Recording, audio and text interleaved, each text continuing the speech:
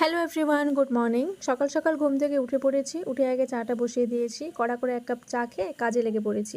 দীঘা থেকে আসার পরে এই সমস্ত জামা কাপড়গুলোকে কেচে ধুয়ে শুধু জমা করে রেখেছিলাম। আজ সেগুলোকে ফোল্ড করে আলমারিতে ভরে দিলাম। আর এখানে দেখো মিভু আমার সকাল সকাল পড়াশোনা করতে বসেছে।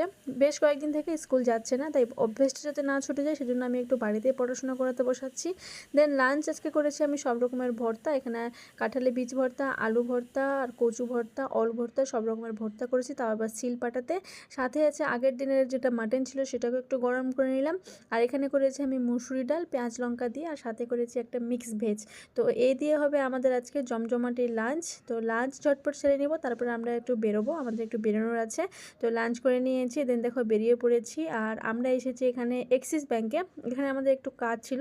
আর ব্যাংকে এসে মিভুর কী পরিমাণে বদমাশি শুরু করেছে তোমরা একবার দেখো। আর আমি এখানে বসে বসে বিরক্ত হচ্ছিলাম কতক্ষণে কাজ কমপ্লিট হবে। তো আজ এইটুকুই, বাই।